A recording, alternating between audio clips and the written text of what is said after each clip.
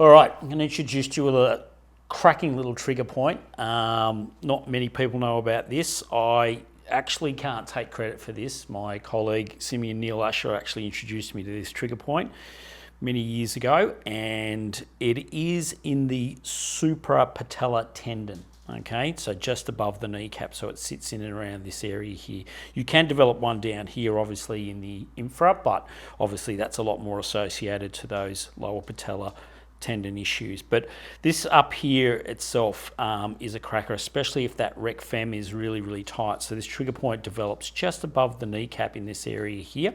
So a lot of the time before I do any release work here, I look for this trigger point first, or I will end with this trigger point. Either way, don't really care how you put it in your routine, but it's important that you look for it, address it as well.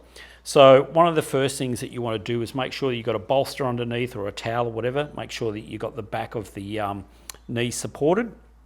I like to slide my hand underneath as well and grasp it, so it just gives it that more stability and comfort for when you're doing this technique.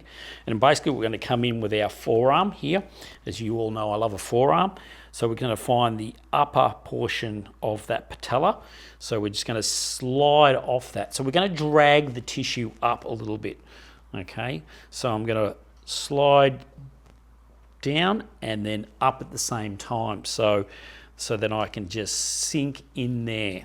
Okay, so I'm just going to nestle backwards and forwards. I'm going to find that sweet spot of that patella tendon there. So now obviously this is going to be great for your runners, especially your jumping athletes as well. So if there's a lot of jumping involved, this patella tendon takes a lot of shock and load, so it's really important to get in there. Even clients who have come back from ACL surgery, obviously down the track, once they're starting to get back into, function and load and so forth, this is a great little trigger point to get into. So basically, as I said, we're just going to slide off the top of that patella onto that supra patella tendon, and then we're just going to work our way up along that patella tendon and just find that sweet spot of a trigger point. And what you should do is drag a little bit, either lateral or medial. Okay, just explore that situation. How's that there, Scotty? Yeah. If I go up a little, there you go. So just have to go up a little bit further. So you just sink in and glide up. So you're pushing and dragging the tissue up, and just want to slide up through that tissue and off. Okay, same again, slide off. Find that sweet spot. So you're just going to sandwich that.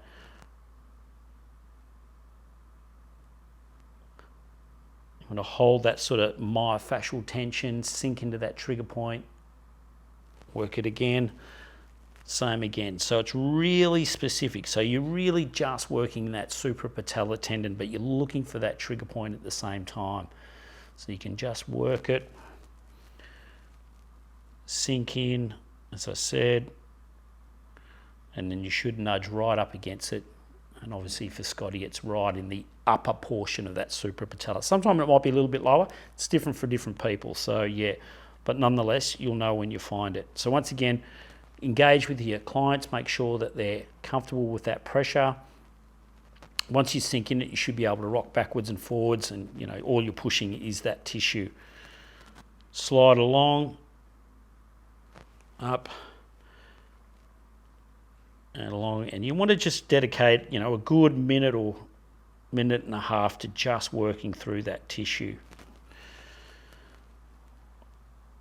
Especially if they've got a lot of restriction in that end flexion sort of area, this is a really awesome area to work. And as I said, you just work this in conjunction with obviously offloading your rec fem. So for me, when I'm working rec fem, leg will be over the side like so.